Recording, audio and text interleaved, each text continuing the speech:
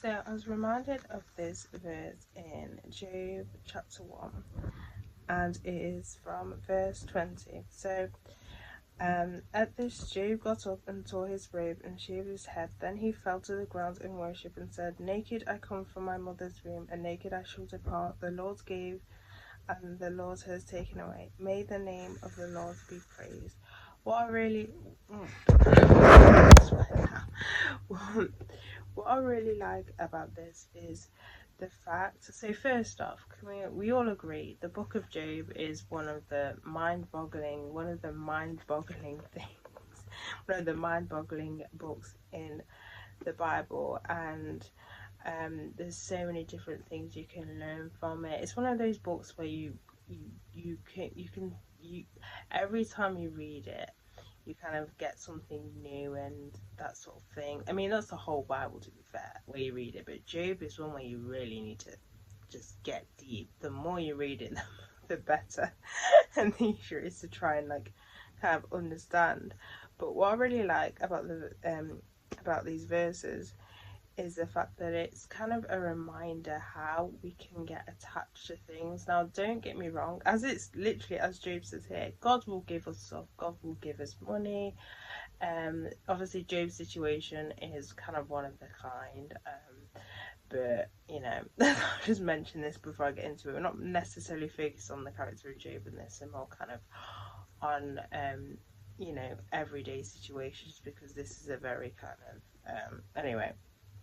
Right, we're not getting into this. Isn't a study of the Book of Job, but how God gives us things. He gives us a house. He gives us family. He gives us a family. He gives us money and that sort of thing. Sometimes, like for example, money, we can get a little bit too attached to that, and that's when it becomes a problem, and we think that's the belong. Is that the word I'm thinking of? Not belong. I can't even think. The thing that we need to obtain in life. I'll just say that. That's not the word I'm thinking of, but I'm just gonna say it like that. Or success and that sort of thing, and we kind of strive and strive, but this is kind of a really one of those verses that probably grounds you in, because it reminds you actually we came into the earth naked from a mother's womb, and when we die it's going to be the same thing. It's not like we can take we can't take the money with us when we die. That's it.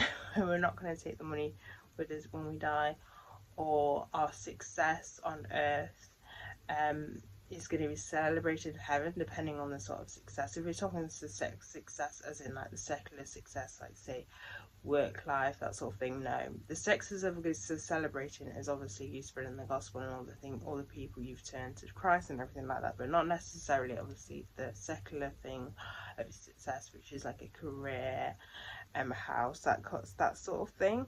And it just reminds you, as it says here, God can take them away for whatever reasons.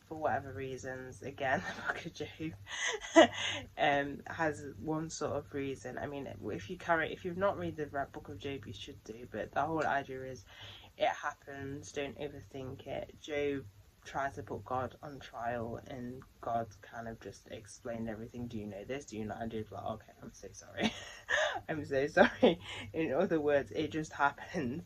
But the idea, whatever happens, whatever trials we go into, we just praise Him, because at the end of the day, He is sovereign. He is the most important thing in our lives, and nothing else when it comes to objects and everything like that.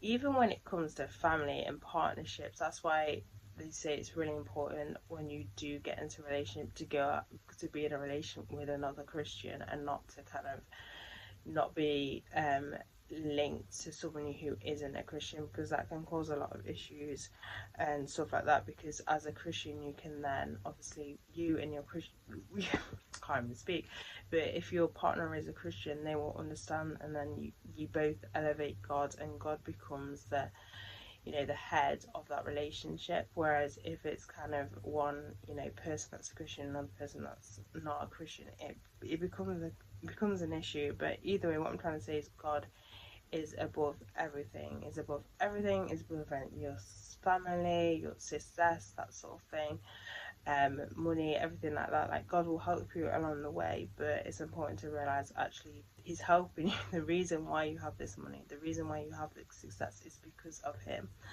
and to always like worship him, even when things like, you know, go bad and something of a turn, we go into a massive turmoil and think, oh, why has this happened, that sort of thing. But at the end of the day, still praise him.